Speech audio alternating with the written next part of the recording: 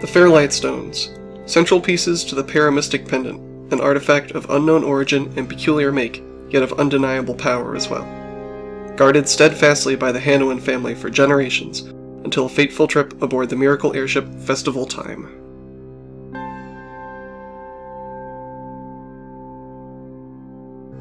We enter the world of the Greater 33, a thin ring of sky islands that lies above and outside the terraqueous lands of the Centroid. Above the Centroid, the skies are unsaleable, and beyond the ring, magnetic storms make all life impossible, or so legend has it. The populations of these islands find themselves politically divided after the fall of the Holsifern dynastic empire, of which the Hanowin family was a key member. Territories still loyal to Windspry are depicted in blue, while those loyal to Tyr are depicted in red. Neutral territories are depicted in green. Lucilla Hanowin, boarding the Festival Time in Hildepes en route to Gaslight City, undertook her journey for the love she bore her father and her family. Many of the Hanowins had been executed for their place in the Holsifern dynastic empire, and in a desperate act to avoid even more bloodshed, Lucy's father, Lord Hanowin, had arranged for her to be married to the son of the Tyran Count Sebastopol.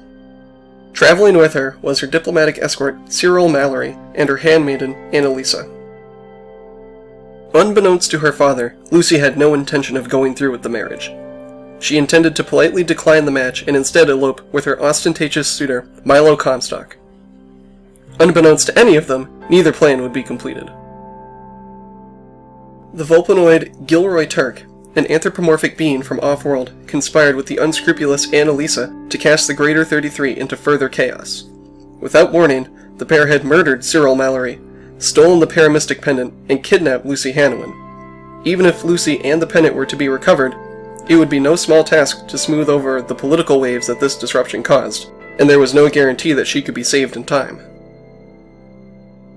We end the first part of the story with the enigmatic government agent known as the Governess in hot pursuit of the kidnappers, accompanied by her charge, the equally enigmatic boy Adzel, and the Festival Times gunner, Florian Ponsonby. What fate will befall Lucilla Hanowin and the Paramystic Pendant, and how will this shape the future of the Greater 33? The story ends with, "To be continued."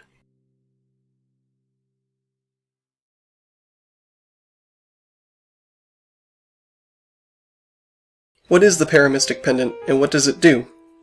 The amulet itself is of unknown purpose or significance.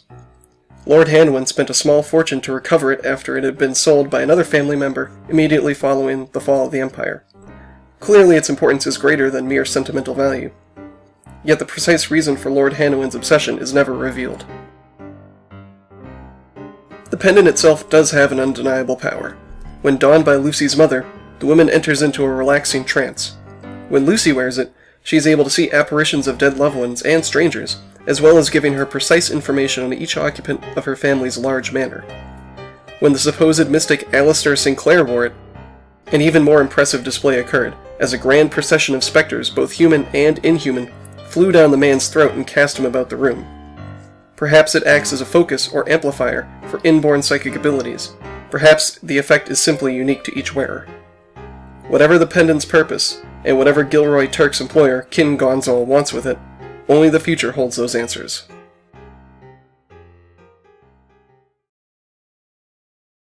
Traveling with her was her diplomatic escort, Cyril... Jesus Christ. Traveling with her was her diplomatic escort, Cyril Mallory.